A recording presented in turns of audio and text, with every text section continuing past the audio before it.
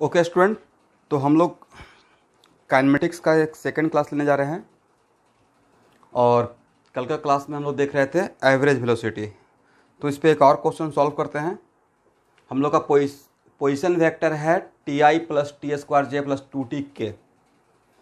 और आप position vector देख कर एक कन्फर्म हो गए होंगे कि मोशन 3 डायमेंशनल है, बिकॉज एक्स कोऑर्डिनेट भी टाइम का फंक्शन है, वाई कोऑर्डिनेट भी टाइम का फंक्शन है, जेड कोऑर्डिनेट भी टाइम का फंक्शन है। तो पहला क्वेश्चन है find out V average and its magnitude between T equal to 0 to T equal to 2 second. Correct student. Second question है also find out unit vector of this average velocity. Third question है also find out unit vector of delta R, मतलब between T equal to 0 to T equal to 2 second. Correct. चलिए solve कीजिए आप लोग।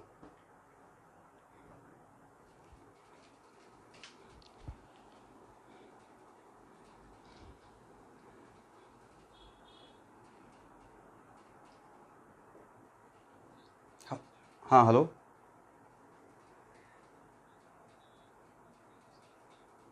क्या नाम है आपका? आपको तो कल ही मैं और आज भी कॉल करके आपको बताया था कि अभी आप बस क्लास अटेंड कीजिए। पीछे से जब मेकअप क्लास दूंगा तो आपको समझ में आएगा। ओके, हाँ नोट कर लीजिए। क्योंकि देखिए ये सिंपल सी बात है कि जो बच्चे 1.5 मंथ पहले से क्लास कर रहे हैं और आप कल फर्स्ट क्लास में ज्वाइन किए हैं तो आपको तो टाइम लगेगा, but I am ready to give the makeup class. But makeup class आप सोचेंगे कि 2 दिन में हो जाएगा, तो ये पॉसिबल नहीं है। फिजिक्स का, केमिस्ट्री का आपको कम से कम तो 1 मंथ लगेगा मेकअप क्लास में। और जब भी मेकअप क्लास किसी भी न्यू स्टूडेंट अगर यहाँ पे मेरे बात को सुन रहे हैं तो आपको मतलब मेकअप क्लास सब कुछ जितना भी मैं इन लोगों को पढ़ाया हूँ सब पीछे से मेकअप क्लास दूंगा या पार्ट पर, लेकिन रेगुलर क्लास हैम्पर नहीं होगा, रेगुलर क्लास चलते रहेगा।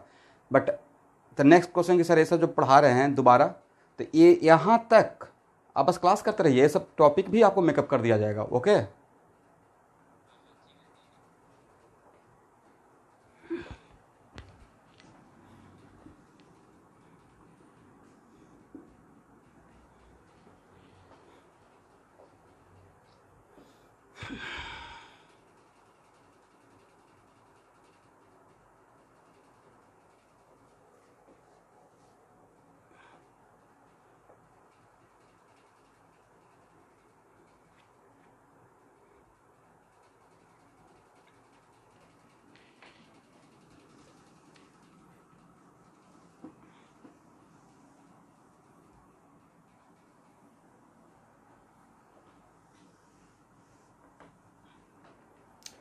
क्वेश्चन लिख लिया आप लोग student?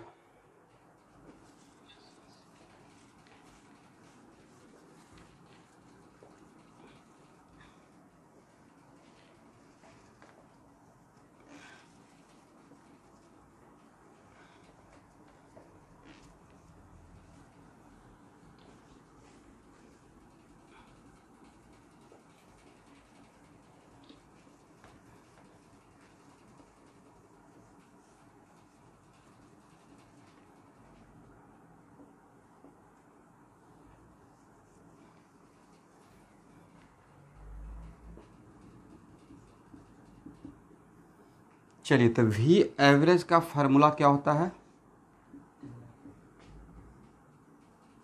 Delta R by delta T. Okay, और delta R by delta T का मतलब आर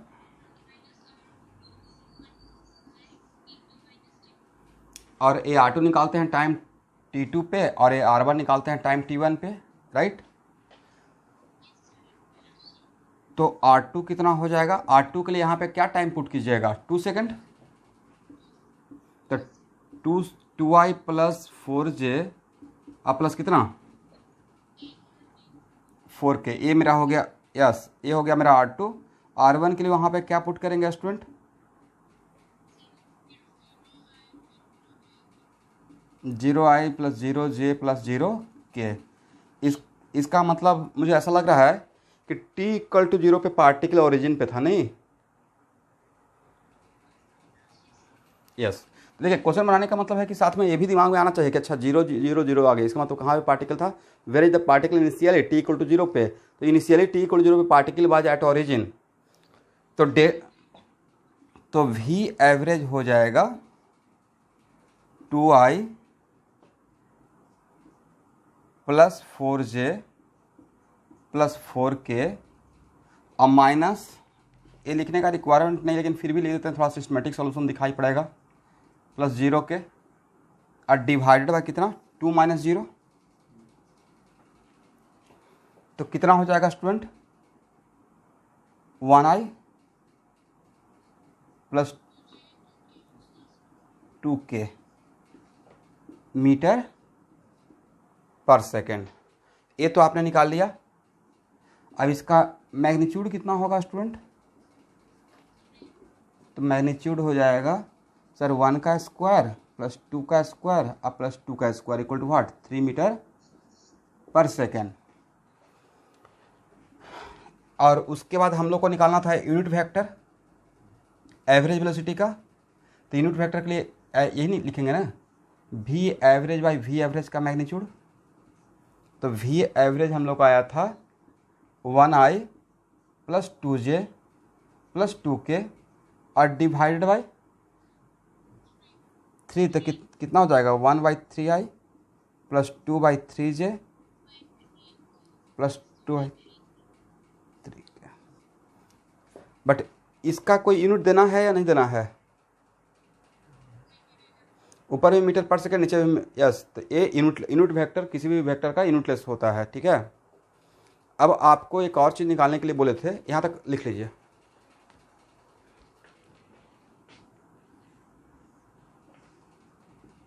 आप लोग के लिए ये भी निकालने के लिए बोला गया था कि डेल्टा आर का यूनिट वेक्टर भी एक बार निकाल लीजिएगा। तो डेल्टा आर हम लोग का कितना था, डेल्टा आर तो हम लोग का ये था 2i, तो इसका यूनिट वेक्टर के लिए हम लोग यही लिखेंगे ना, delta R by delta R का मैग्नीट्यूड, तो ये हो जाएगा 2i plus 4j plus 4k divided by इसका मैग्नीट्यूड कितना हो जाएगा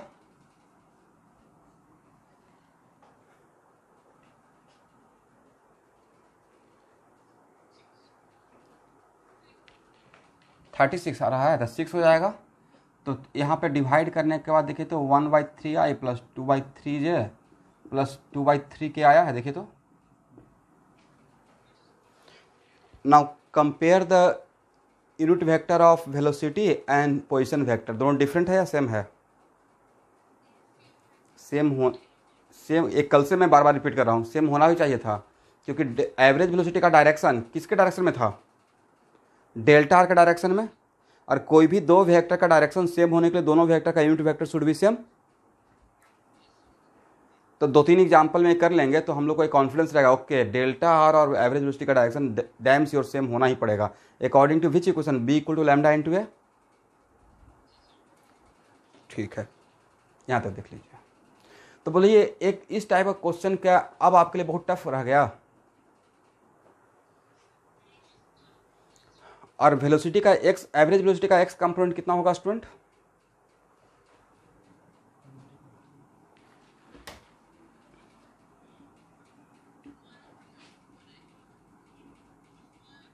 आई नहीं बोलेंगे, आई को छोड़कर है ना।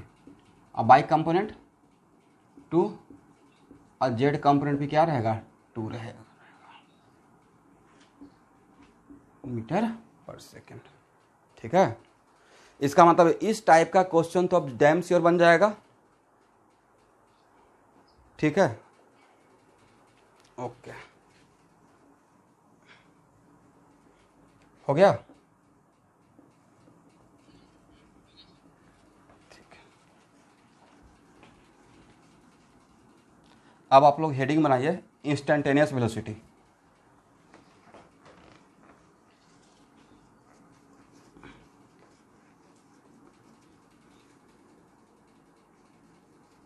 इंस्टेंटेनियस वेलोसिटी,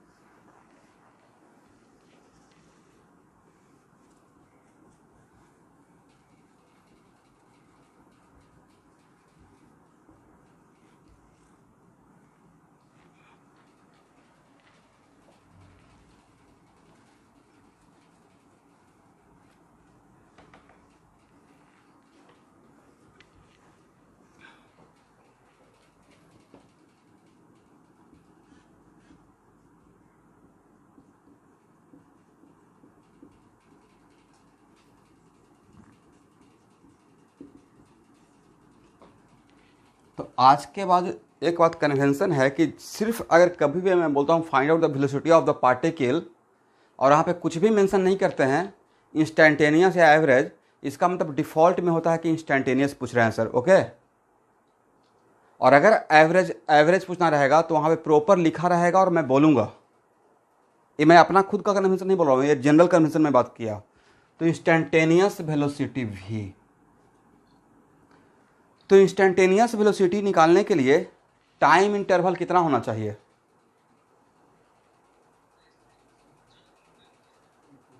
इसका मतलब है कि यस इंस्टेंटेनियस, तो पहले हम लोग इंस्टेंटेनियस वेलोसिटी के लिए यहाँ देखिए भी एवरेज पे कॉन्सेंट्रेट करते हैं और भी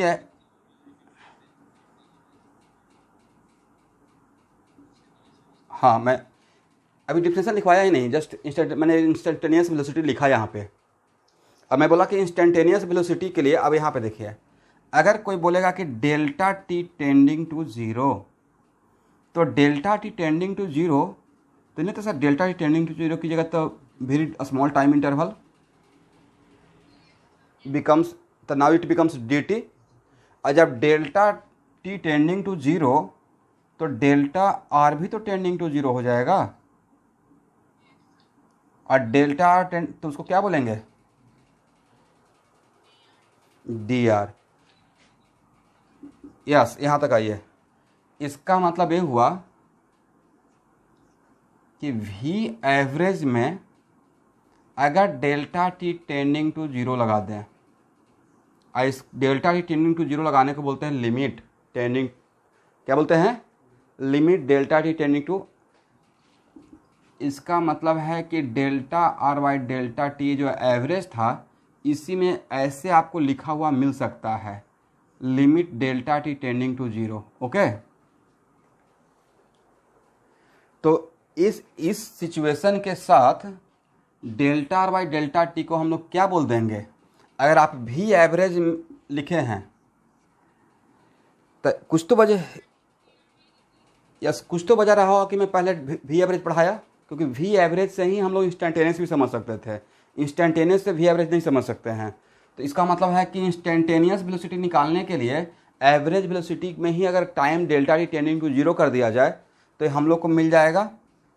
इस कंडीशन के साथ इंस्टेंटेनियस वेलोसिटी को हम लोग लिखेंगे D R by D T, हाँ या ना?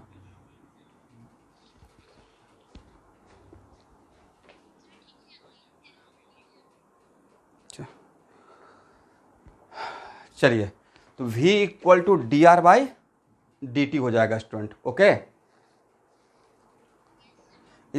इसका मतलब है,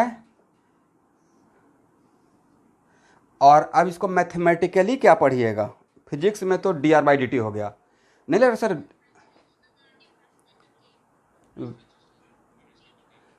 वेरी गुड। पोजीशन वेक्टर को अगर हम लोग टाइम के रेस्पेक्ट में डिफ्रेंशिएट करेंगे तो then we get instantaneous velocity vector, नहीं?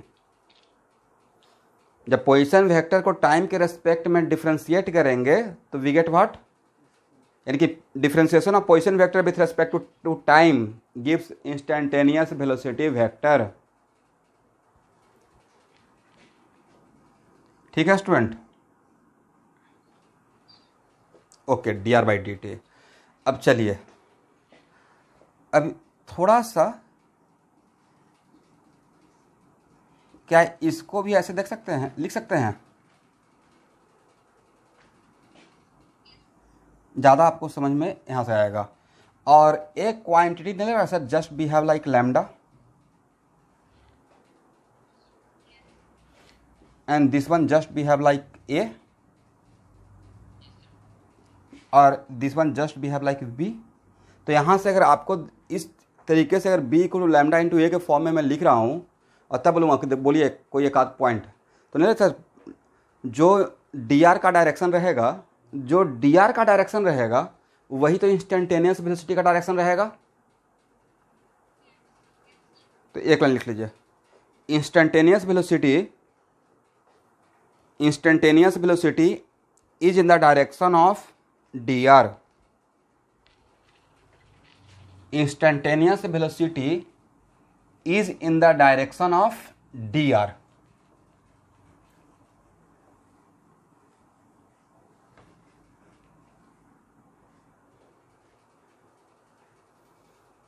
ठीक है स्टूडेंट,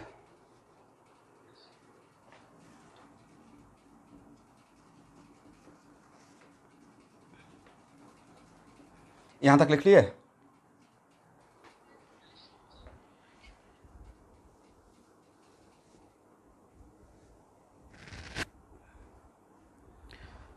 ओके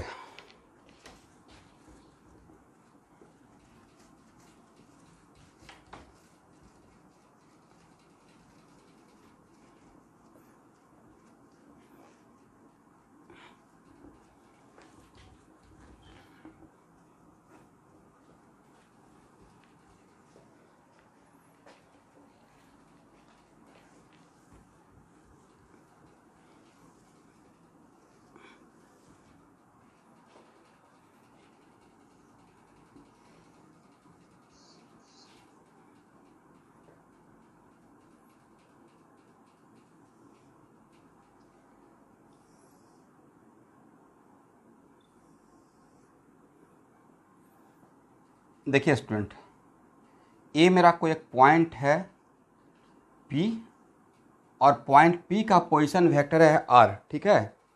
और एक ए मेरा पॉइंट है P डैश जिसका पोजीशन वेक्टर है R डैश, ठीक है student. And point P dash, तो खुद बताइए, और initially particle was at point P, initially particle कहाँ पे है? पॉइंट P पे है। और ए मेरा पाथ है जिस पाथ पे मेरा पार्टिकल मूव कर रहा है, okay. This is a arbitrary path, इस ए कोई रास्ता है और इस रास्ते पे जाने के लिए particle initially t equal to 0 पे ऐसे बोल सकते हैं,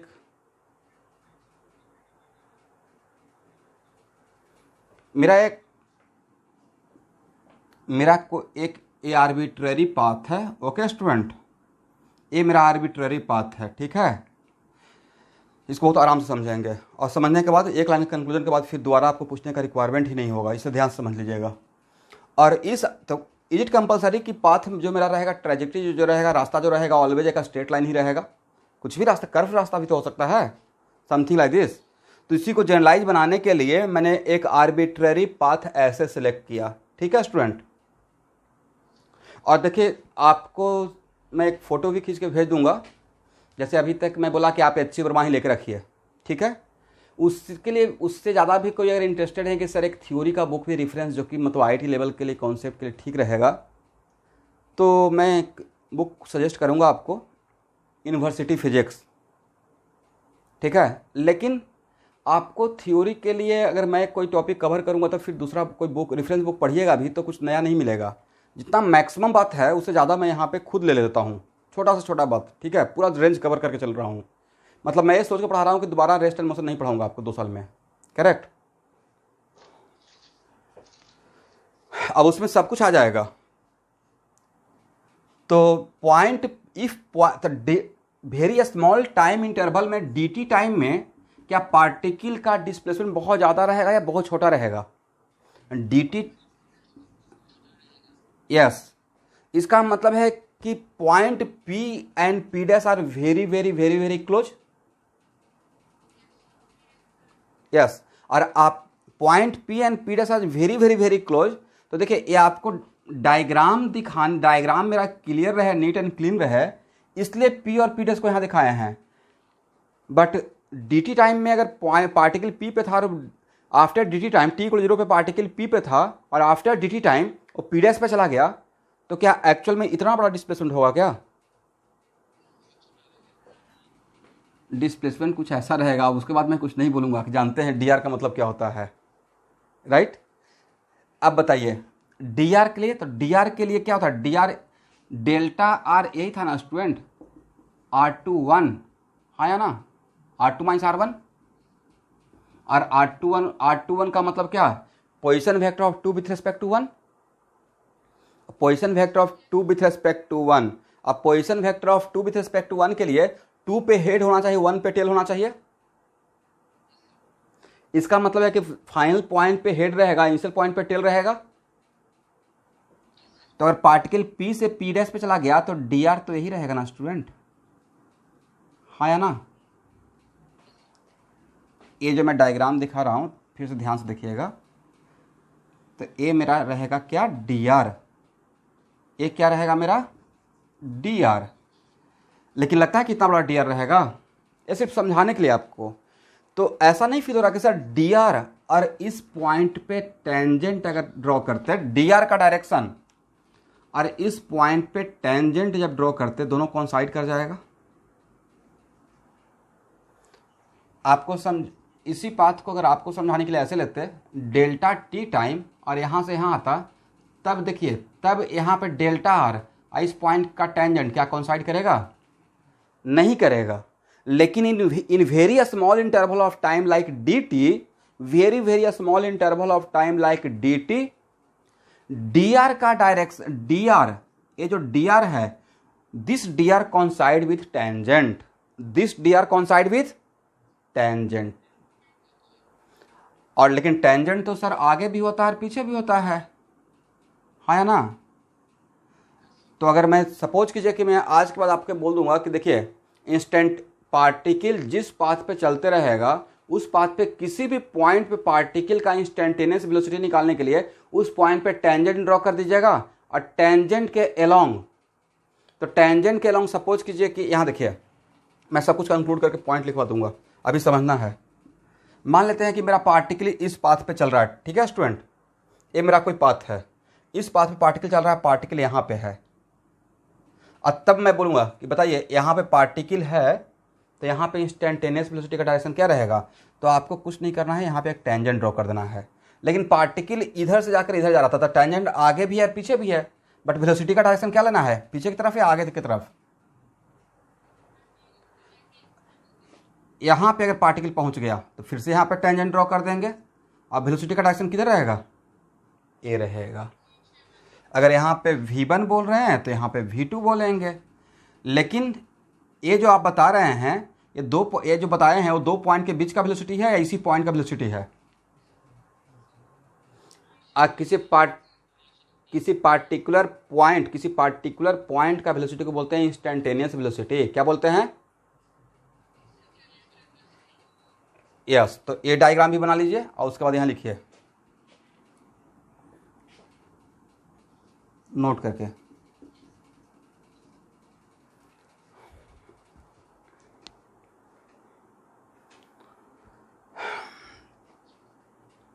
लिखिए तो एक point, direction of instantaneous velocity is in the direction of D R, direction of instantaneous velocity is in the direction of dr and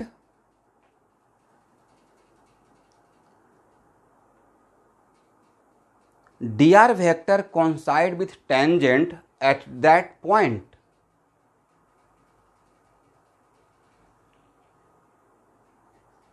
and dr vector, हाँ, direction of instantaneous velocity is in the direction of dr, direction of instantaneous velocity is in the direction of dr and at the same time dr vector coincide with, at the same time dr vector coincide with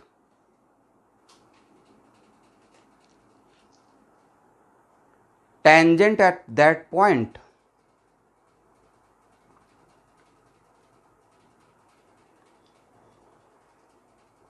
Second point, it means conclusion is that,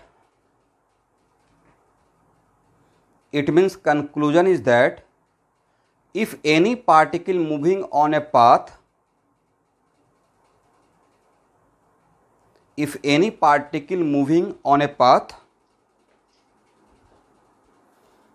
then for finding the direction of instantaneous velocity,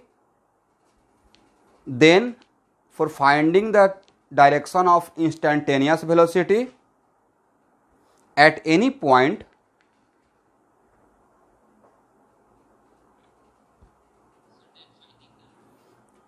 for finding the direction of instantaneous velocity at any point, comma,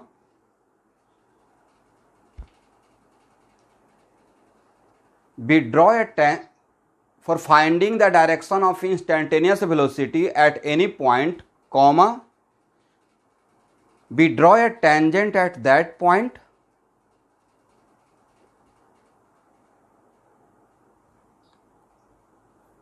and direction of instantaneous velocity along the tangent. We draw a tangent at that point.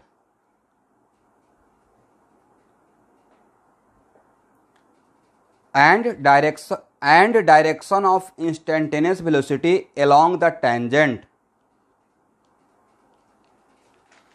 अब एक minute रुकिए, कोई बोलेगा कि along the tangent क्या होगा, तो बोला है कि along the tangent में हम लोग इसलिए बोल रहे हैं क्योंकि dr टेंजेंट के साथ कॉन्साइड कर जाता है और dr का डायरेक्शन along the tangent होगा, लेकिन टेंजेंट आगे भी रहेगा पीछे भी रहेगा, तो वहाँ पे अप्लाई योर कॉमन सेंस कि आगे का पार्टिकल किधर जा रहा है, करेक्ट।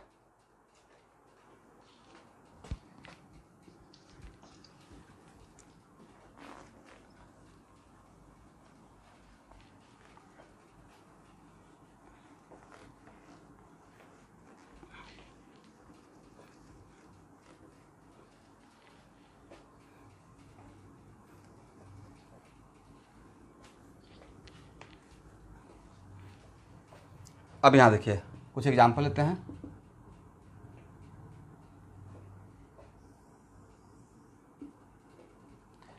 यहाँ पे पार्टिकल ऐसे जा रहा है स्टूडेंट, यहाँ से स्टार्ट किया है अपना सफ़र, ऐसे जाते हुए ऐसे जा रहा है, ठीक है। अब इस पॉइंट ए है, पॉइंट ए पे सिर्फ पार्टिकल का इंस्टेंटेनियस वेलोसिटी का डायरेक्शन पूछ रहे हैं, तो आपको यहाँ पे टेंजेंट ड्रॉ करना है नहीं, बट टेंजेंट आगे भी है पीछे भी है, बट इंस्टेंटेनियस वेलोसिटी डायरेक्शन किधर रहेगा, पीछे की तरफ, यस आगे, क्योंकि पार्टिकल आगे की तरफ जा रहा था। देखिए ये तो सिंपल सा लॉजिक है, ये तो डे टू डे लाइफ में कर रहे हैं। आप किसी रोड पे अगर साइकिल चला रहे हैं या मोटरसाइकिल चला रहे हैं जो भी, तो क्या आप उसका स्टीयरिंग को ऐसे फिक्स कर देते हैं तो डिवाइडर से ही टकरा जाएगा, या जैसे जैसे रोड का डायरेक्शन रहता है, जैसे जैसे रोड मुड़ता है वैसे वैसे आप घूमते चलते हैं, राइट। इसका मतलब आपको पाथ के अलॉन्ग ही चलना है। तब पार्टिकल अगर इस पाथ पे मूव कर रहा है तो इंस्टेंटेनियस वेलोसिटी का डायरेक्शन में दूसरे एक और, अब यहाँ पे पार्टिकल आ जाएगा, अगर मैं बोलूँगा यहाँ पे पार्टिकल आ गया तो उसका इंस्टेंटेनियस वेलोसिटी डायरेक्शन किधर रहेगा, यहाँ पे टेंजेंट आगे, बट आगे की तरफ, हाँ ना।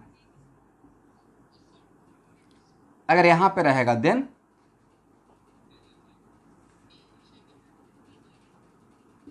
देखिए, तो मैं चाहता तो उसको बोलता कि बस डी आर का डायरेक्शन में, लेकिन डी आर का ये चीज़ अगर थोड़ा आपको प्रूफ कर दिए 2 मिनट में कि डी आर का डायरेक्शन टेंजेंट के साथ कॉन्साइड कर जाता है, तो ज़्यादा कॉन्फिडेंस आ गया। अब कोई पूछेगा टेंजेंट के लॉन्ग ही क्यों रहता है, बता सकते हैं करेक्ट कि अंदर की बात क्या है, यहाँ पे रहेगा देन अगर पॉइंट डी है ऐसे हो जाएगा, ठीक है। ये पहला डायग्राम हुआ। सेकंड, सपोज कीजिए कि आपसे मैं बोल दिया कि देखिए मेरा पार्टिकल, ध्यान सुनिएगा, मैं 4 पॉइंट ले रहा हूं, ठीक है। मैं बोल दिया कि मेरा पॉइंट है ए बी सी और डी। अब मेरा पार्टिकल इस सर्किल में एंटी क्लॉकवाइज मूव कर रहा है।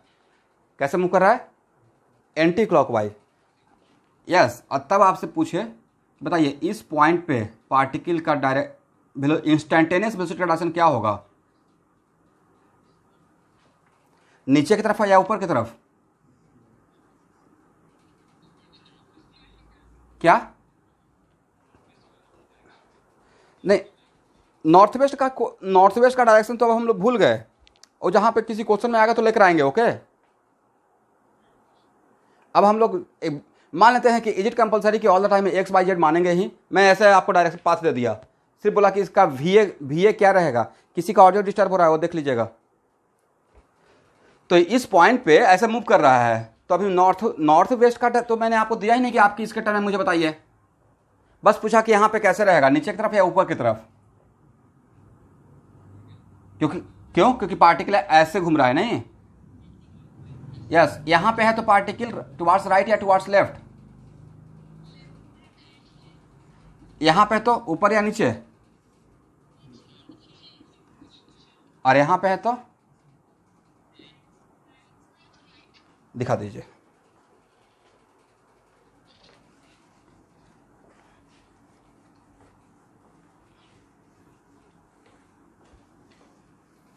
तो अब समझ में आ गया कि इंस्टेंटेनियस वेलोसिटी के लिए पार्टिकल जिस पाथ पे मूव करता रहेगा, उस पाथ क्या, अगर पाथ दिखाया गया है तो किसी पॉइंट पे पूछेंगे तो उस पाथ पे बस टेंजेंट ड्रॉ कर देना है, करेक्ट?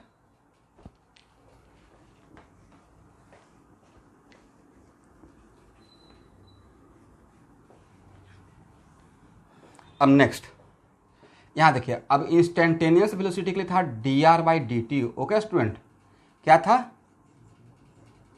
dr/dt। और क्या हम लोग r इक्वल टू ऐसे लिख सकते हैं, एक्स आई प्लस वाई जे प्लस जेड के? इस r को यहां पे अगर पुट करते हैं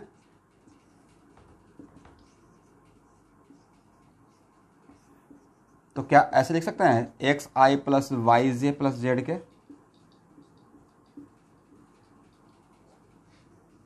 तो v इक्वल टू क्या हो जाएगा, ब्रैकेट ओपन करेंगे तो dx/dt, हाँ या ना? तो नेक्स्ट क्वेश्चन कि सर i को बाहर क्यों लिए रख दिए, तो मेरा आंसर है कि किसी भी कांस्टेंट क्वांटिटी को हम लोग डिफरेंशिएशन से बाहर रख सकते हैं, करेक्ट? तो मेरा यहाँ पे i जो है वो वेरिएबल वेक्टर यूनिट वेक्टर है या कांस्टेंट यूनिट वेक्टर है? i का मतलब ऑलवेज i जैसे ही लिखते हैं तो दिमाग में क्या आता है कि unit vector along positive x axis,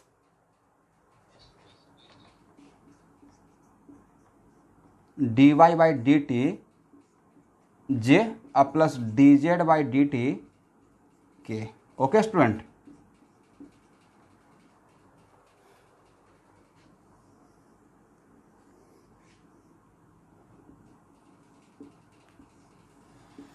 चलिए यहाँ पे i का कोफिशिएंट क्या है,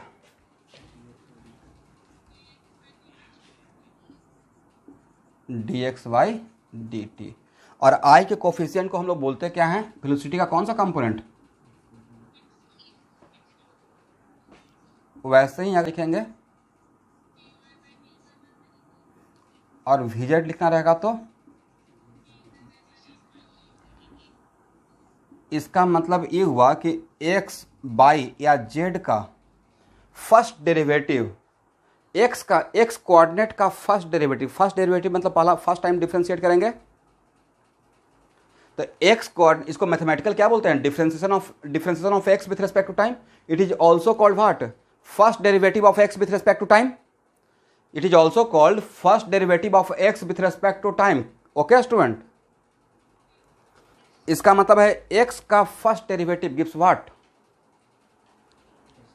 vx।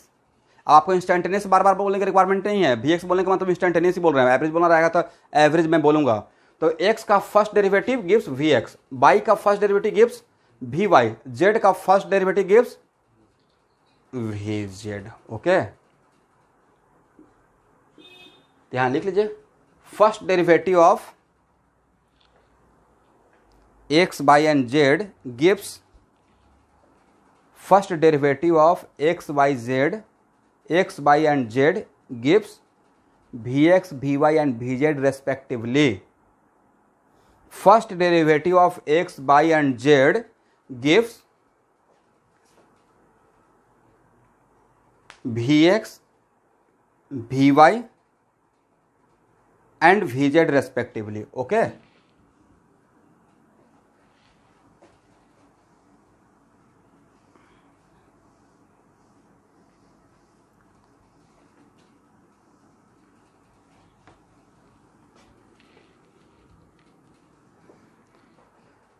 चलिए अब यहां पे देखिए,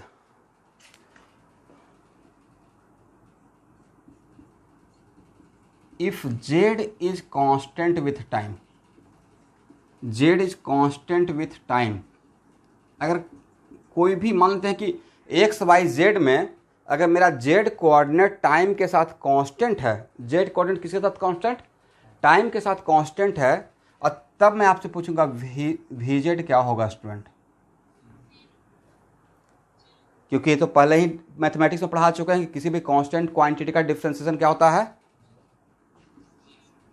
तो अगर यहाँ पे और इसको मैं बोल दिया कांस्टेंट, तो ये वैल्यू क्या हो जाएगा, 0। तो कल के क्लास में याद है कि एक लाइन लिखवाए थे कि एक्स बाई जेड कोऑर्डिनेट में कोई भी कोऑर्डिनेट अगर टाइम के साथ कांस्टेंट रहेगा तो corresponding to that coordinate component of velocity vector must be equal to 0। तो ये नहीं लगता कि सर ये दोनों जगह फिट बैठ गया, एवरेज वेलोसिटी और इंस्टेंटेनियस दोनों जगह फिट बैठ गया। This is the only reason कि मैं वहां पे सिर्फ वेलोसिटी बोला, इंस्टेंटेनियस और एवरेज नहीं। इसका मतलब जब मैं सेंटेंस लिखा रहा था तो दोनों जगह के लिए मैं लिखवा रहा था। ओके स्टूडेंट, यहां तक हो गया।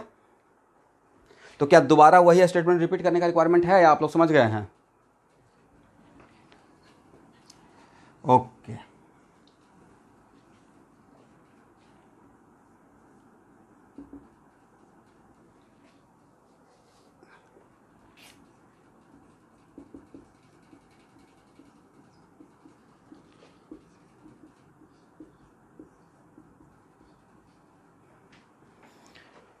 First question, find instantaneous velocity, find instantaneous velocity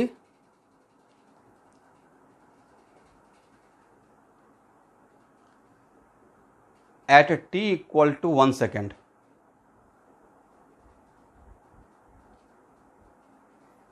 and also at t equal to 2 second and also at t equal to 2 second। तो जैसे ही वो, अरे इसके बाद एक और also t equal to 2 second, इसमें एक और क्वेश्चन लिख लीजिए, फाइंड द इंस्टेंटेनियस वेलोसिटी, सिर्फ इतना ही।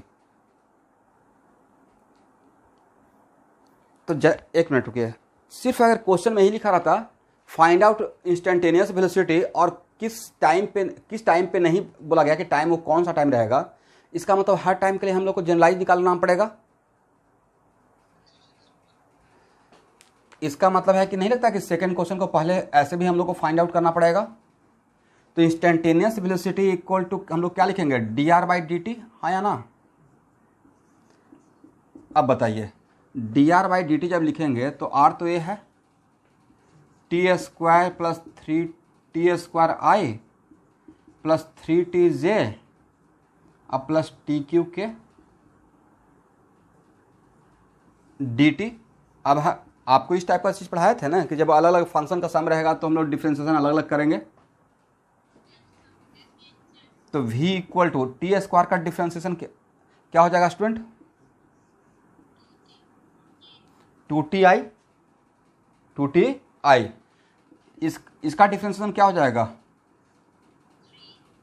3j, और बोलिए इसका डिफ्रेंशिएशन क्या हो जाएगा, 3t स्क्वायर के। तो ये जो एक्सप्रेशन आपको मिला वो एवरेज है या it is the expression of instantaneous velocity as a function of time. और यस, ये जब आपको मिल गया तो सिर्फ क्या आप t इक्वल टू 1 सेकेंड पे निकाल पाएंगे इससे, t इक्वल टू 2 सेकेंड, या सर किसी टाइम का आप निकाल पाएंगे।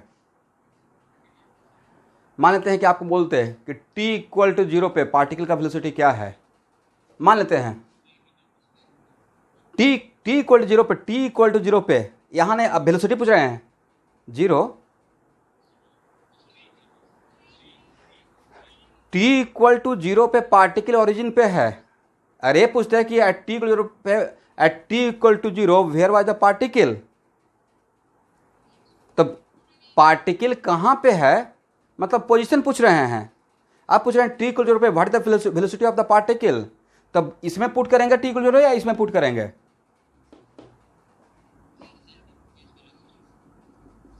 तो ये हो जाएगा 3j मीटर पर सेकेंड। ओके, अगर पूछेंगे instantaneous velocity at t equal to 1 second, तो यहाँ पे इसमें क्या पुट करेंगे, 2i 3j प्लस कितना के। अगर v instantaneous velocity at t equal to 2 second पे पूछेंगे तब क्या बोलिएगा,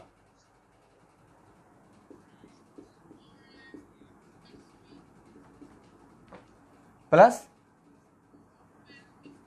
12k। ठीक है, तो अच्छा बताइए, नेक्स्ट हो सकता है कि ऐसा भी पूछा जा सकता है कि इंस्टेंटेनियस वेलोसिटी का, ये वेलोसिटी का कौन सा कंपोनेंट टाइम्स के रेस्पेक्ट में कांस्टेंट है, ये भी तो पूछ सकते हैं। तो देखिए यहाँ पे Vx क्या है, 2t, Vx वेलोसिटी का x कंपोनेंट 2t, Vy क्या है 3, अब Vz क्या है, तो वेलोसिटी का कौन सा कंपोनेंट टाइम के साथ चेंज नहीं हो रहा है, जिसमें, यस वेरी गुड। तो अगर नेक्स्ट क्वेश्चन देखिए, ये हम लोग को कहीं एक्सेशन में काम में आ जाएगा, मतलब ये ऑब्जर्व करने का तरीका मैं बता रहा हूँ। इसका मतलब वेलोसिटी का बाइक कंपोनेंट टाइम के साथ क्या हो गया है, तो नहीं लगता कि यहाँ पे आने के बाद ये बात हम लोग ऑब्जर्व कर सकते हैं। तो लिख लीजिए कि यहाँ पे in this example component of bike component of velocity vector is constant with time.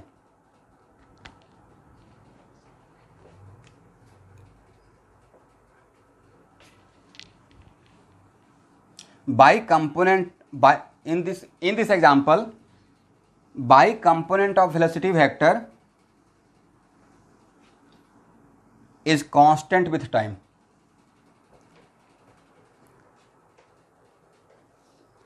चलिए सेम प्रॉब्लम में, ठीक है, इसी प्रॉब्लम में ओके, एक और क्वेश्चन सेम एग्जांपल के लिए, find v average between t equal to 1 second to t equal to 2 second, v average सब लोग निकाल फाइंड आउट कीजिए।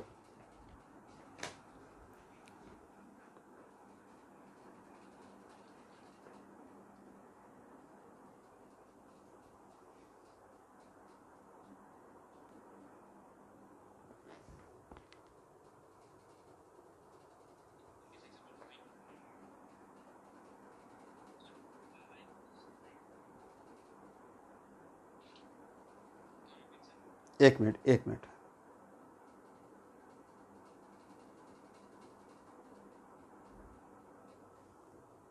in this example find out average velocity between t equal to 1 second to t equal to 2 second। Average velocity चाहिए इस interval में।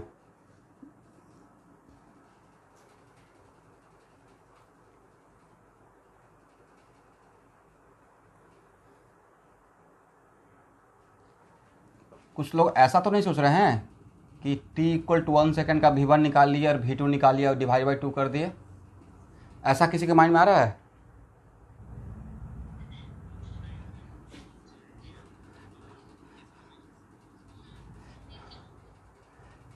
नहीं, वो camera catch करते रहता है थोड़ा बहुत, 2 सेकेंड के लिए ऐसा होता है। और देखिए तो इसके लिए फिर से वही बात रहेगा, delta R by delta T, नहीं मतलब R2 माइनस R1 और डिवाइडेड बाई T2 माइनस, आप लोग कैलकुलेट करके और डिवाइड करके मुझे बता दीजिए। 3i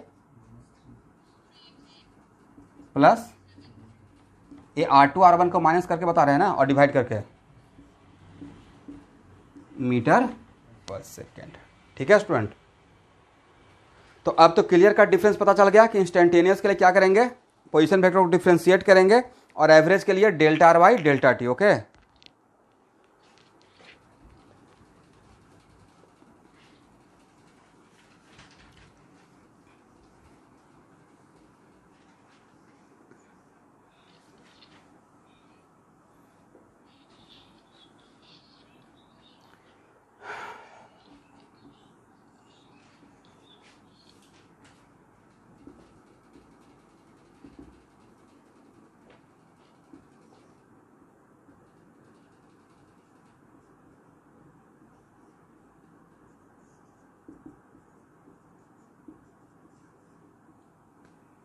यहाँ देखिए student, x equal to 2 cos t and y equal to 2 sin t, और अगर z नहीं दिए हैं तो z 0 रहेगा। तो यहाँ भी तो x is the function of time, but ये फंक्शन कौन सा है, ट्रिगोमेट्रिक फंक्शन। तो अगर आपको पोजीशन वेक्टर लिखना रहेगा, आर लिखना रहेगा, तो आप आर के लिए तो यही लिखिएगा x I by J plus Z के, आया ना। जेड तो जीरो नहीं दिया हुआ, तो जेड जीरो है, तो आर इक्वल टू क्या हो जाएगा, 2 cos टी आई अब प्लस 2 sin टी जे। चलिए पहला first question, find instantaneous velocity as a function of time.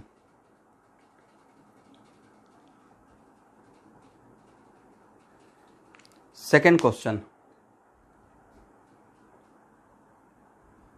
Find instantaneous velocity at t equal to 0 second and t equal to 0 second पे निकालना है, t equal to pi by 2 second पे निकालना है, t equal to pi second पे निकालना है, t equal to 3 pi by 2 second पे निकालना है।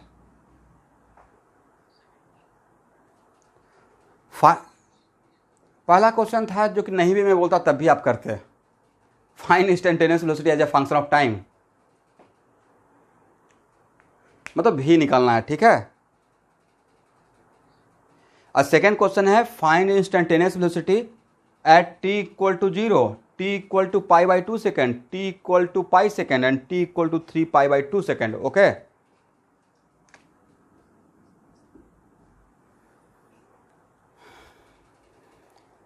और थर्ड क्वेश्चन लिखिए,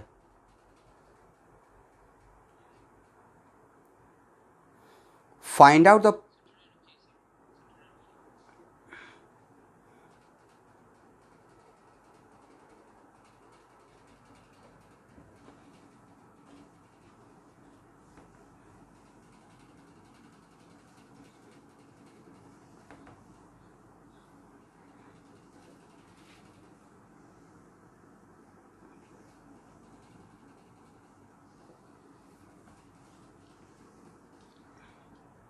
हो गया, यस।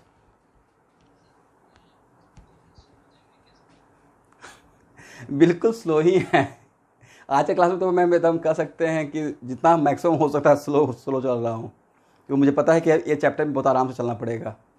तो बिल्कुल मत घबराइए, बहुत टाइम देंगे। पहले क्वेश्चन तो लिख लीजिए। थर्ड क्वेश्चन लिखा जाए,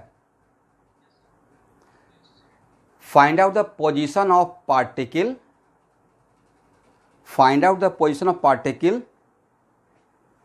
यहां देखिएगा कौन कौन सा टाइम,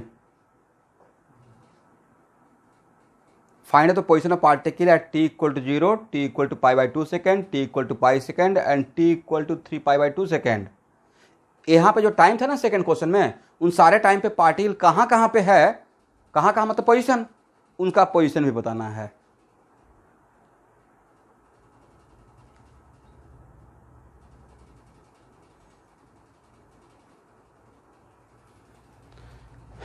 और एक और क्वेश्चन लिखेंगे, थर्ड था ना, fourth question, also find out the trajectory of the particle,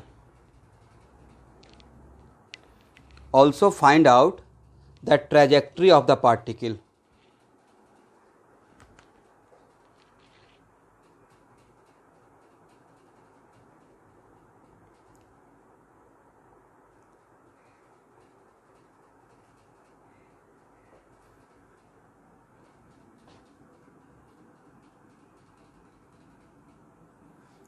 और स्टूडेंट याद रखिएगा, इस क्वेश्चन को मैं सर्कुलर मोशन में दोबारा लेकर आऊँगा, मुझे याद रहेगा। ओके, इस क्वेश्चन को किसी खास पर्पज़ के लिए मैं सर्कुलर मोशन में भी। अच्छा, ऐसे आप लोग क्या 9th या 10th में ऐसा कुछ था कि कोई पार्टिकल सर्किल में मूव करता है कांस्टेंट स्पीड से, पढ़े हैं क्या आप लोग? Very good. कोई पार्टिकल अगर सर्कल में कांस्टेंट स्पीड में, बोल रहा हूँ वेलोसिटी नहीं, कांस्टेंट स्पीड, तो कोई पार्टिकल अगर कांस्टेंट स्पीड लाइक 10 मीटर पर सेकेंड से अगर कांस्टेंट स्पीड से अगर मूव कर रहा है तो उसको यूनिफॉर्म सर्कुलर मोशन बोलते हैं। और अगर उस सर्किल का रेडियस r है तो एक सेंट्रीपिटल एक्सलेशन भी आप लोग सुने हैं नाम। सेंट्रीपिटल एक्सलेशन का वैल्यू v² r होता है। इतना कुछ ये थोड़ा बहुत सुने हैं, बस इतना से मेरा अभी काम चल जाएगा। अगर इतना सुने हैं तो एक और क्वेश्चन लिखवा सकते हैं।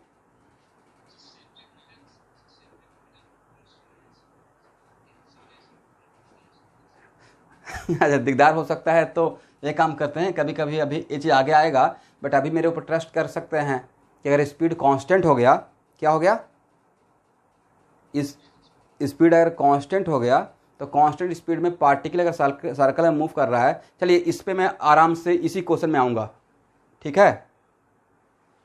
अब एक ही बार सारा बात नहीं बोलेंगे, नहीं तो आप लोग को पजल हो जाएगा। एक बहुत बढ़िया एक क्वेश्चन उठाए हैं आप लोग के लिए, बस इसमें एक और लिख लीजिए, find out magnitude of velocity vector at any time t। Find out magnitude of velocity vector at any time t। अब देखिए स्टूडेंट, इस क्वेश्चन को मैं सॉल्व करूंगा, बस आप लोग मेरे साथ साथ चलिए, ठीक है। ये पूरा मेरा क्वेश्चन कंप्लीट हो गया। क्वेश्चन तो लिख लिया ना आप लोग, चलिए। तो सबसे पहले find out magnitude of velocity, find out magnitude of velocity at any time t, okay. चलिए 1 मिनट, अब यहां तक आ गए, यहां तक आ चुके हैं ना। सॉल्यूशन किया जाए।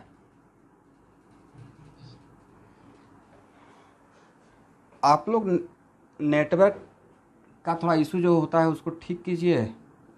और अभी तो एयरटेल का भी फाइबर आ गया, एयरटेल फाइबर, जस्ट लाइक जियो फाइबर।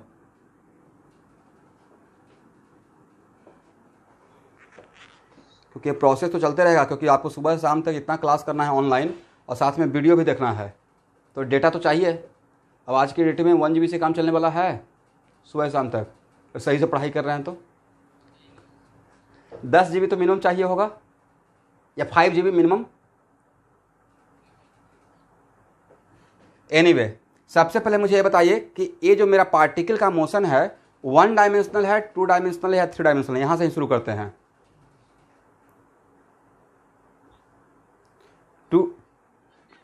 ये वेरी गुड, 2 डायमेंशनल है, क्योंकि जेड का वैल्यू 0 है और 0 भी तो कांस्टेंट वैल्यू। इसका मतलब पहला तो यहाँ पे ये बात एनालाइज करेंगे। देखिए मेरा बिल्कुल थ्योरी का पार्ट बन रहा है। मोशन इज 2 डायमेंशनल, नहीं, और मेरा मोशन किस प्लेन में हो रहा है पार्टिकल स्टूडेंट, क्योंकि एक्स और वाई कोऑर्डिनेट ही चेंज हो रहा है सिर्फ। और यहाँ पे एक्स क्या था 2 cos t और वाई क्या था 2 sin t।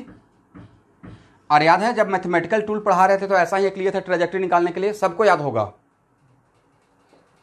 और ट्रेजेक्ट्री निकालने का तरीका क्या बताए थे, ट्रेजेक्ट्री निकालने का तरीका बताए थे। अब जस्ट इमेजिन कि अगर ट्रेजेक्ट्री पे 1 मिनट, जस्ट इमेजिन कि मैथमेटिक्स में अगर हम लोग ये सब बात नहीं, थोड़ा बहुत नहीं जानते रहते तो यहाँ पे तो आकर आप ब्लैंक हो गए। लेकिन अब मैथमेटिकल टूल बिकॉज हम लोग पढ़ चुके हैं तो आपके लिए ऐसा है कि हाँ जाना पहचाना चीज़ सर बोल रहे हैं।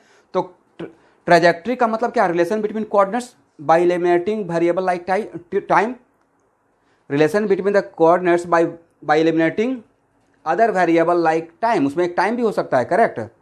तो अब हम लोग को ट्रेजेक्ट्री, पहले मैं ट्रेजेक्ट्री से ही शुरू कर रहा हूँ इस क्वेश्चन को, तो ज़्यादा आप समझ में आएगा आपको। तो अब पॉइंट टू बी नोटेड कि x equal to 2 cos t, y equal to 2 sin t है, और मुझे x और y में रिलेशन निकालना है। तो क्या हम लोग ऐसे नहीं कर सकते हैं कि x square plus Y square कर देते हैं,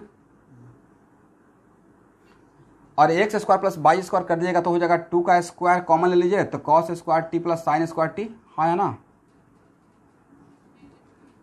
और cos square t plus sine square t कितना होता है student, 1।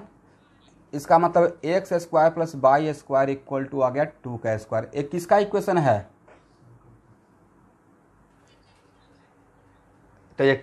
Yes, this is the equation of circle whose centre is what 0 0, आज इसका रेडियस कितना है 2 मीटर, नहीं। लिखिए पाथ ऑफ द पार्टिकल, इसका मतलब पार्टिकल का मोशन कैसा है, सर्कुलर मोशन है, सर्कल पे मूव कर रहा है, नहीं देखिए path of the particle is circle whose radius is 2 metre.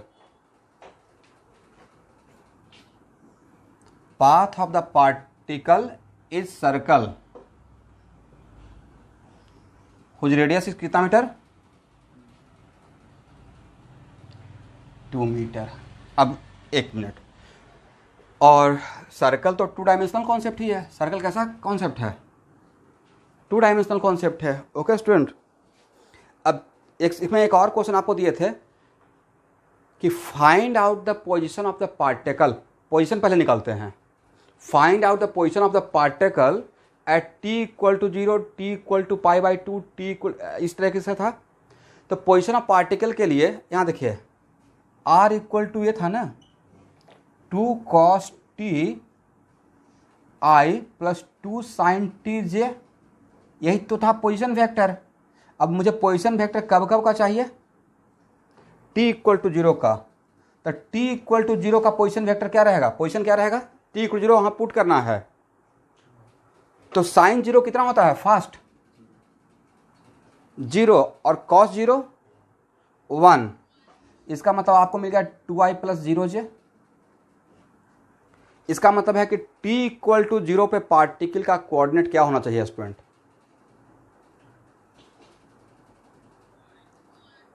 Coordinate है, पूछ रहे हैं कोऑर्डिनेट मतलब x और y का वैल्यू। और नहीं लगता कि सर यहां पे रहना चाहिए 0 and 2, 2,0 या 0,2, सॉरी 2, सॉरी यहां रहना चाहिए और कोऑर्डिनेट रहेगा 2 and 0, हाँ या ना? अब t इक्वल टू π/2 पे, बहुत बढ़िया क्वेश्चन है, ध्यान से देखिएगा। t इक्वल टू π/2 पे पोजीशन क्या रहेगा? आप लोग खुद निकाल के वैल्यू फाइंड आउट करके बताइए। तो r का वैल्यू t इक्वल टू π/2 पे अगर निकालते हैं तो कितना मिलेगा? तो cos π/2 हो जाएगा 0, तो 0i प्लस 2j, हाँ या ना?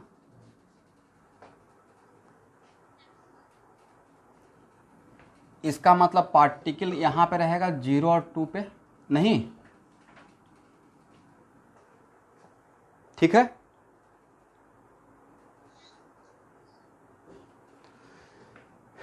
चलिए, और t equal to 3π/2, t equal to pi पे कहाँ पे पार्टिकल रहेगा student? t equal to pi पे आप लोग खुद बता दीजिए। t इक्वल टू पाई लेंगे तो क्या मिलेगा?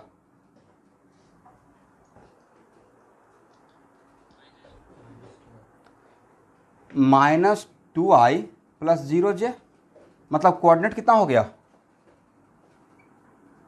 माइनस, मतलब ए पोजीशन, तो ए मेरा पोजीशन था RA, ए मेरा पोजीशन है RB, ए मेरा पोजीशन है RC, नहीं। अब पोजीशन तो जो निकाल रहे हैं वो तो ओरिजिन के रेस्पेक्ट का ही है, हाँ या ना?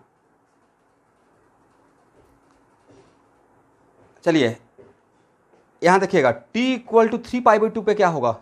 t इक्वल टू 3π/2 पे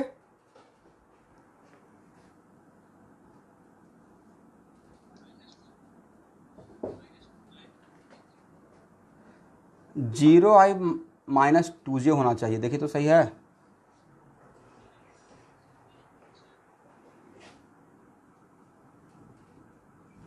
इसका कोऑर्डिनेट रहेगा 0 - 2, ठीक है स्टूडेंट।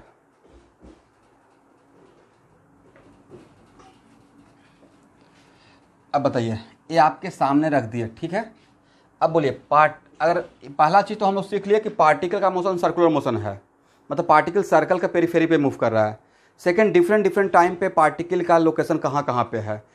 तो t equal to 0 particle A पे है, t इक्वल टू π/2 पे पार्टिकल बी पे है, t इक्वल टू पाई पे पार्टिकल सी पे है, एंड t इक्वल टू 3π/2 पे पार्टिकल डी पे है। ओके स्टूडेंट, ठीक है। अब बताइए, अगर यहां से बोलेंगे ठीक है पार्टिकल का मोशन सर्कुलर मोशन है, तो सर्कुलर मोशन 2 टाइप का रहेगा, क्लॉकवाइज और anti clockwise. Particle clockwise move कर रहा है या एंटी क्लॉकवाइज मूव कर रहा है, ये 2 बात पूछा जा सकता है, करेक्ट। कोई बोल देगा कि particle moving in a circle, तो यहाँ पे दिमाग में आएगा ना सर्किल मूव कर रहा है तो क्लॉकवाइज या एंटी क्लॉकवाइज। तो बताइए पार्ट, आप यहाँ बाद में प्रूफ करेंगे, यहाँ पे देख कैसे बोले कि एंटी क्लॉकवाइज।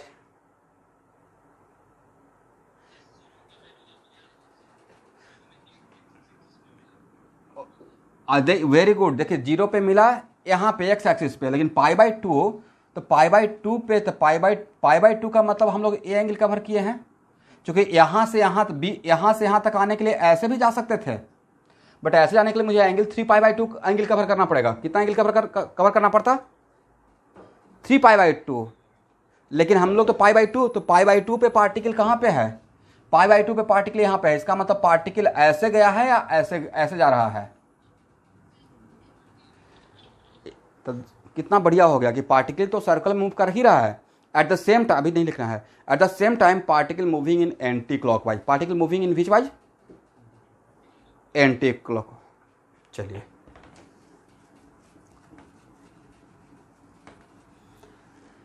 तो नहीं लगता कि ऐसा क्वेश्चन बिल्कुल परफेक्टली जेई मेन लेवल का हो गया कि पोजीशन वेक्टर दिया जाएगा। कितना बढ़िया क्वेश्चन हो गया, मोर देन वन ऑप्शन का, जेई मेन का नहीं, एडवांस लेवल का हो गया। एक ही रेस्ट एंड मोशन को सर्कुलर मोशन से मिक्स कर दिया जाएगा ऐसे कि ये पोजीशन वेक्टर देंगे और इंस्टेंटेनियस वेलोसिटी पूछेंगे तो हो गया रेस्ट एंड मोशन, फिर ट्रेजेक्ट्री पूछ लिया, सर्कल आ गया तो हो गया सर्कुलर मोशन, फिर क्लॉकवाइज एंटी क्लॉकवाइज पूछ लेंगे तो वो भी सर्कल का पार्ट, सर्कुलर मोशन का ही पार्ट हो जाएगा। करेक्ट। बट थोड़ा थोड़ा करके हम लोग अपने लेवल को धीरे धीरे करके ऊपर कर रहे हैं। कुछ टफ नहीं है, बट मैं आपके साथ सिस्टमेटिक वे में चल रहा हूँ। ओके,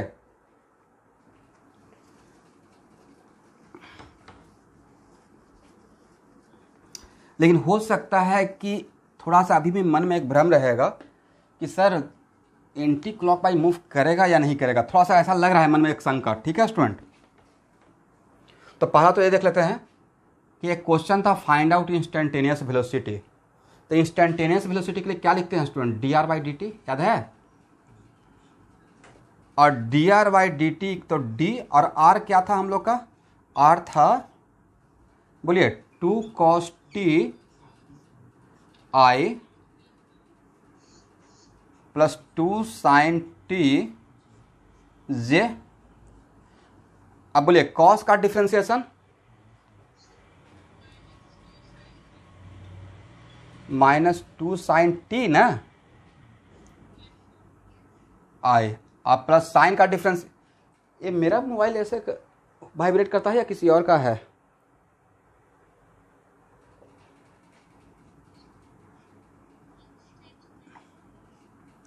टू कॉस टी जे, यहां तक आ गए? तो ये था, ये है मेरा instantaneous velocity as a function of time. पहला क्वेश्चन दे था find out instantaneous velocity as a function of time. उसके बाद आप लोग को एक चीज़ और निकालने के लिए बोले थे कि also find out magnitude of instantaneous velocity. Also find out magnitude of, किस टाइम का नहीं, जनरल में बोला था। Also find out magnitude of instantaneous velocity. Okay, और वेलोसिटी का मैग्नीट्यूड मतलब स्पीड, वेलोसिटी का मैग्नीट्यूड मतलब क्या हो जाएगा? मैग्नीट्यूड का मतलब डायरेक्शन माइनस कर दिया, हटा दिया ना, तो वेलोसिटी में से डायरेक्शन हटा दीजिएगा तो सिर्फ उसका मैग्नीट्यूड ही बचेगा। करेक्ट। वेक्टर का यही डिफिनेशन है। पहला लाइन तो यही मैं पढ़ाया था डेमो क्लास में, पहला क्लास था। तो इसका वेलोसिटी का मैग्नीट्यूड के लिए आप यही लिखेंगे ना कि सर वेलोसिटी का मैग्नीट्यूड के लिए हम लोग सीखे हैं कि एक्स कंपोनेंट का स्क्वायर प्लस वाई कंपोनेंट का स्क्वायर, हाँ ना। तो 2 sin टी का होल स्क्वायर, मुझे करेक्ट करते रहेगा अगर मैं रॉन्ग हूँ तो। ये मैं निकाल रहा हूँ किस टाइम का speed, at any particular time या किसी भी टाइम का, क्योंकि वेलोसिटी इसी का ले रहे हैं, at any time. Very good. 2 cos T का होल स्क्वायर, देखिए तो कितना आता है?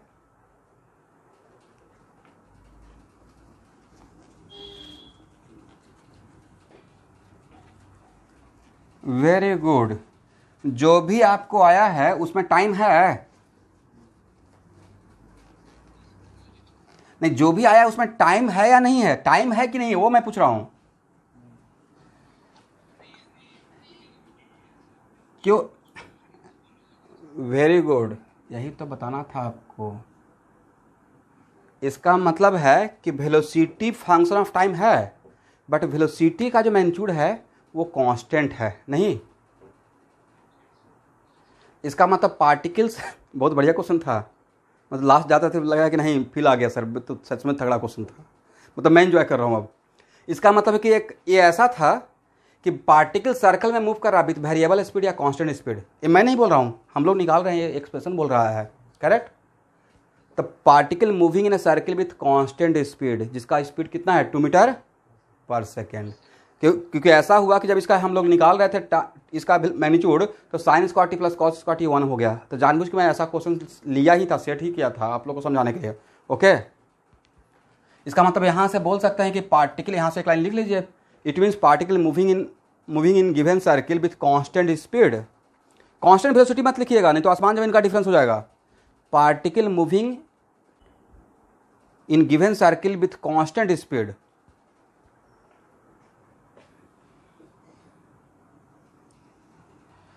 It means particle moving in a given circle with constant speed.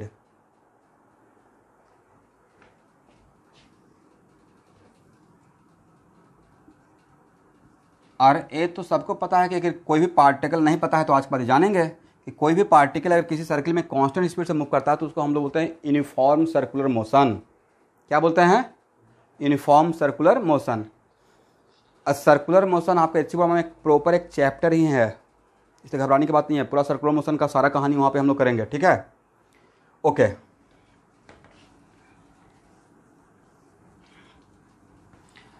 अब हम लोग को निकालना क्या है, अब यहाँ देखिएगा, तो आपसे कोई पूछेगा इसी क्वेश्चन में कि पार्टिकल का वेलोसिटी कांस्टेंट है या वेरिएबल है।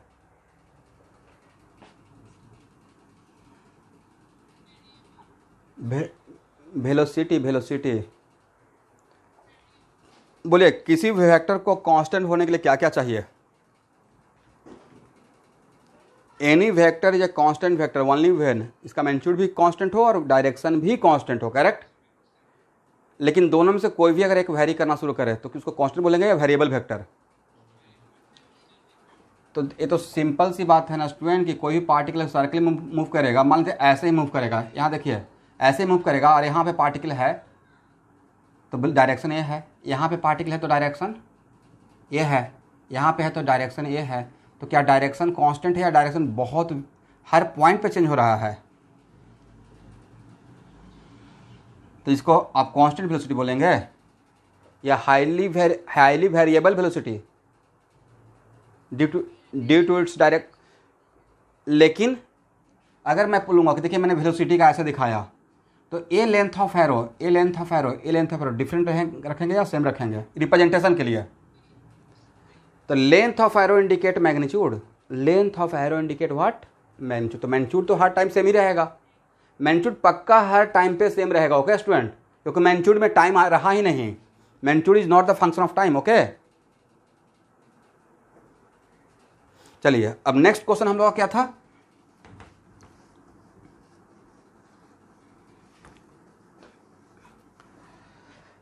नेक्स्ट क्वेश्चन था find velocity of particle at T equal to 0। तो टी इक्वल टू 0 पे वेलोसिटी ऑफ पार्टिकल क्या होगा? तो वेलोसिटी का एक्सप्रेशन क्या था? -2 साइन।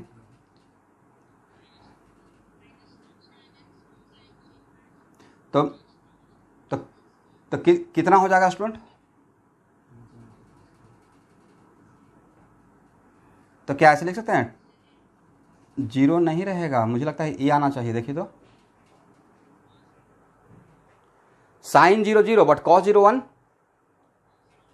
तो यस, तो एक मिनट, टी इक्वल टू 0 पे पार्टिकल का, यहां देखिएगा टी इक्वल टू 0 पे पार्टिकल का वेलोसिटी 2j मीटर पर सेकेंड, नहीं, इसका मतलब टी इक्वल टू 0 पे पार्टिकल का एक्स कंपोनेंट क्या है? 0, एक्स नहीं। अब बाई कंपोनेंट, इसका मतलब और टी इक्वल टू 0 पे पार्टिकल, देखिएगा स्टूडेंट यहां पे ही था ना, टी इक्वल 0 पे, देखिए तो मैंने सही यहां ड्रॉ किया, T equal 0 particle point A पे था। तो पॉइंट ए पे रहकर पार्टिकल वहां से जब अपना सफर शुरू किया तो नीचे की तरफ या ऊपर की तरफ जा रहा है? क्योंकि वी बाई पॉजिटिव है, एंटी क्लॉकवाइज, जब यहां से ज्यादा श्योर हो जाइएगा आप, वी बाई पॉजिटिव है ना। और मैग्नीट्यूड कितना है देखिए तो 2 मीटर पर second, T equal to pi by two पे जरा वेलोसिटी बताइए तो कितना है, -2i। तो T equal to pi by two पे वेलोसिटी का बाई कंपोनेंट जीरो और सिर्फ एक्स कंपोनेंट है, और एक्स कंपोनेंट निगेटिव है या पॉजिटिव है, आई को छोड़कर निगेटिव है, -2 है ना, दैट्स वाई। और T equal to pi by two पे पार्टिकल बी पे है, तो बी पे रहकर टुवार्ड्स राइट जाएगा या टुवार्ड्स लेफ्ट जाएगा, एक्स पॉजिटिव एक्स की तरफ या निगेटिव एक्स की तरफ, ठीक है। तो अब आपको पता नहीं चल गया कि देखिए यहाँ पे था तो ऐसे, यहाँ पे था ऐसे, अब यहाँ पे भी निकाल लीजिए टी इक्वल टू पाई पे fast,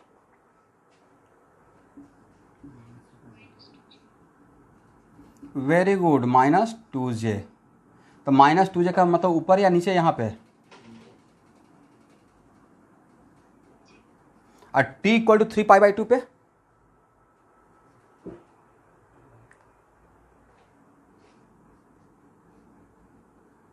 T equal to 3 pi by two पे निकालिएगा तो आपको +2i मिलेगा, क्योंकि साइन 3 पाई बाई टू -1 और माइनस बिकम्स प्लस, आगे में माइनस है। अब खुद आप इमेजिन कर सकते हैं कि कोई भी पार्टिकल ऐसे सर्कल में जा रहा है और ऐसे ऐसे और ऐसे उसका वेलोसिटी का एरो खींच रहे हैं, तो पार्टिकल का मूवमेंट कैसा नजर आएगा, एंटी क्लॉकवाइज या एंटी क्लॉकवाइज,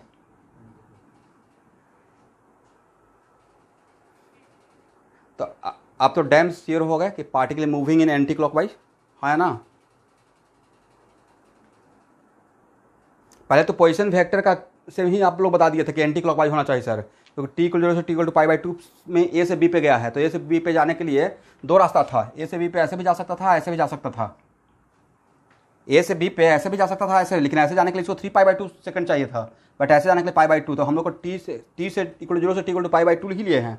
इसका मतलब पहले तो पोजीशन वेक्टर से बता दिए, लेकिन वहाँ से भी हम मुझे सेटिस्फैक्शन नहीं मिला, तो मैं हर अलग अलग टाइम का वेलोसिटी का डायरेक्ट एरो निकालना शुरू किया, और हर टाइम पे देखिए तो मैग्नीट्यूड वेलोसिटी का हर टाइम पे 4 टाइम का है, क्या 2 मीटर पर सेकंड से डिफर कर रहा है या वही है,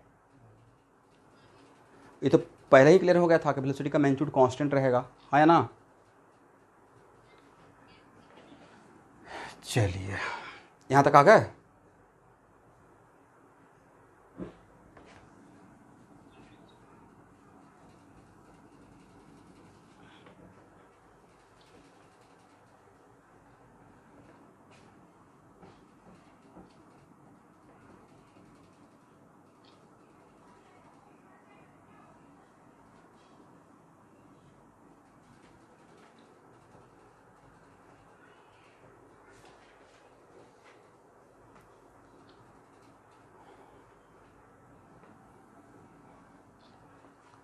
हो गया स्टूडेंट,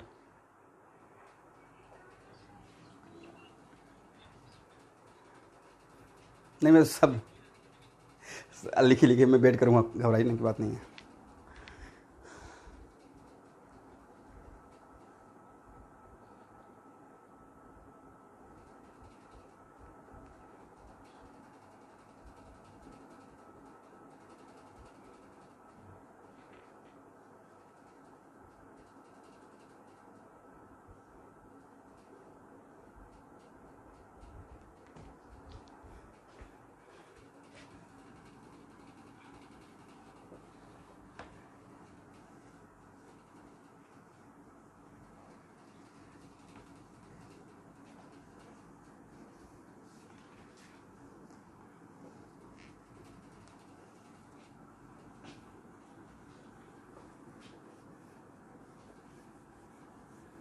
अब सेम क्वेश्चन में फाइंड आउट, सेम क्वेश्चन के लिए V average between T equal to 0 to T equal to pi by 2 second.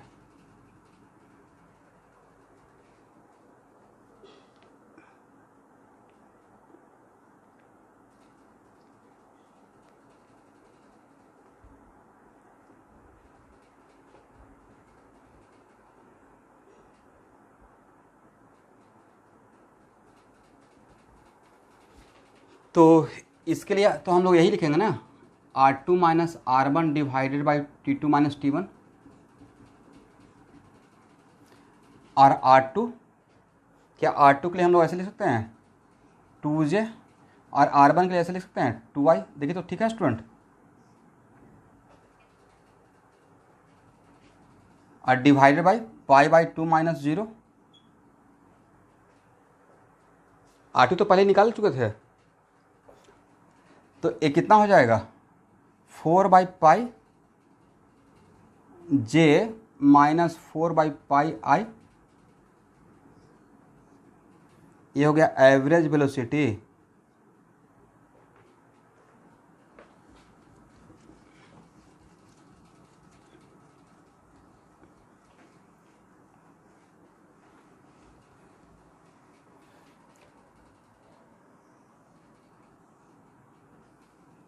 यहाँ देखिए इनिशियल पोजीशन वेक्टर था ए, अब फाइनल पोजीशन वेक्टर है ए।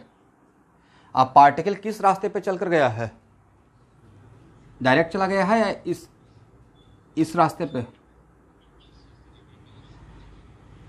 तो डेल्टा आर, देखिए तो मैंने सही लिखा, डेल्टा आर होता है R2 - R1, हाँ या ना। और R2 - R1 को आप लोग पढ़ते हैं R21, और R21 का मतलब position vector of 2 with respect to 1, और position of vector of 2 with respect to 1 का मतलब 2 पे हेड और 1 पे टेल। तो एक किसका डायरेक्शन है डेल्टा आर? बोले डेल्टा आर किस क्वाड्रेंट में, जरा आप लोग बताइए तो डेल्टा आर किस क्वाड्रेंट में? ए कैसे काम चलेगा ये वेक्टर में पढ़ा, आप लोग मिस कर गए नहीं। How can you find out the quadrant of the vector? Yes, ये बिल्कुल मत भूलिएगा कि जो मैं पढ़ाया हूँ उसका यूज़ नहीं करूँगा। इतना मेहनत से पढ़ाए हैं, सब यूज़ करेंगे, ठीक है। तो डेल्टा आर किस क्वाड्रेंट में? सेकंड क्वाड्रेंट में। और डेल्टा आर का जो डायरेक्शन रहेगा वही एवरेज वेलोसिटी का, तो एवरेज वेलोसिटी भी किस क्वाड्रेंट में होना चाहिए? एवरेज वेलोसिटी का वेक्टर भी किस क्वाड्रेंट में होना चाहिए? सेकंड क्वाड्रेंट में। चलिए इस एवरेज वेलोसिटी का एक्स कंपोनेंट क्या है, अब बताइए तो सर। -4/π, हाँ या ना। और एवरेज वेलोसिटी का बाई कंपोनेंट क्या है? और आपको तो ये सब सिखा चुका है ना, एक्स फर्स्ट क्वाड्रेंट में एक्स कंपोनेंट और बाई कंपोनेंट दोनों पॉजिटिव होता है, सेकेंड क्वाड्रेंट में x component negative by component positive, याद है? तो यहाँ पे कंपोनेंट का साइन देखिए और बताइए एवरेज वेलोसिटी का डायरेक्शन किधर रहना चाहिए? Second quadrant. और डेल्टा भी तो सेकेंड क्वाड्रेंट में था। Looks like in first quadrant. क्या कीजिएगा, मृग तृष्णा एक टर्म होता है ना, पता है आप लोग को? उसको इंग्लिश में ट्रांसलेट कर लीजिएगा, मतलब रेगिस्तान में रेगिस्तान में हिरन को लगता है कि वहाँ पे पानी है, बट वहाँ पे गया तो वहाँ पे पानी नहीं है। वो ऑप्टिक्स में जो पढ़ने को मिलेगा आप लोग को, ठीक है। तो उसी को हम लोग, मृग मतलब हिरन होता है, मृग तृष्णा। एनीवे ये वही था, delta looks like in first quadrant पर actually in second quadrant. Velocity vector average velocity भी सेकंड क्वाड्रेंट में, ऐसा होना भी चाहिए था। चलिए हो गया।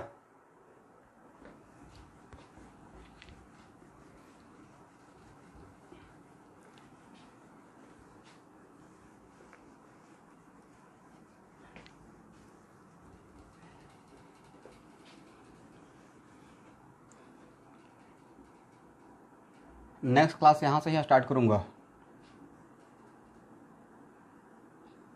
R = T² ठीक है स्टूडेंट।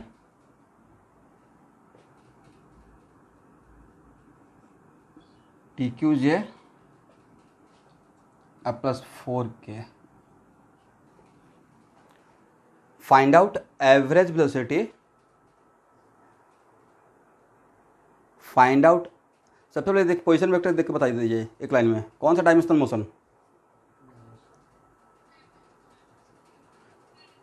यहाँ तो तीनों कोऑर्डिनेट है। यस तीनों है, लेकिन एक कांस्टेंट विथ टाइम है, इसे 2 डायमेंशनल रहेगा नहीं। ओके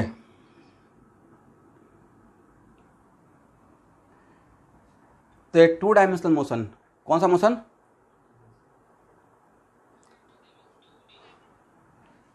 तो यहाँ पे x equal to T square है, अब y इक्वल टू क्या है, टी क्यू है। एनीवे तो इसमें क्वेश्चन लिख लीजिए, find out instantaneous velocity at t equal to 2 second.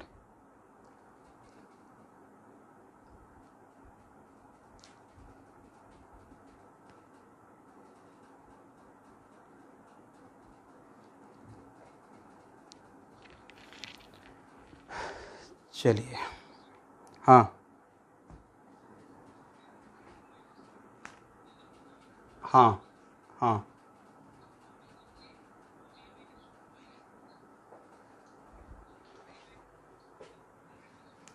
R2 कितना था स्टूडेंट, R2 जरा पहले मुझे बता दीजिए, उसके बाद बात करूंगा। R2 था इस टाइम का, तो T2 तो था π/2 माइनस R2 मैं पूछ रहा हूँ, इंस्टेंटेनियस वेलोसिटी का वैल्यू नहीं पूछ रहा हूँ साहब। इंस्टेंटेनियस वेलोसिटी में शायद आप वैल्यू पुट कर रहे हैं, पोजीशन वेक्टर में वैल्यू पुट करना पड़ेगा ना, समझ में आ गया?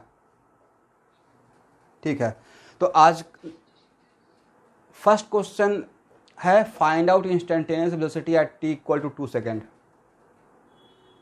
एंड इसी में and also find out its magnitude and quadrant.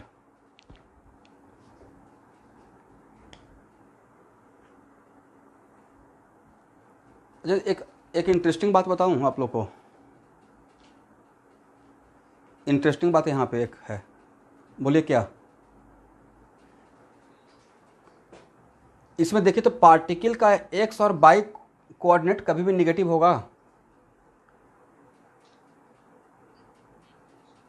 क्यों नहीं होगा? क्योंकि टाइम निगेटिव होता नहीं है,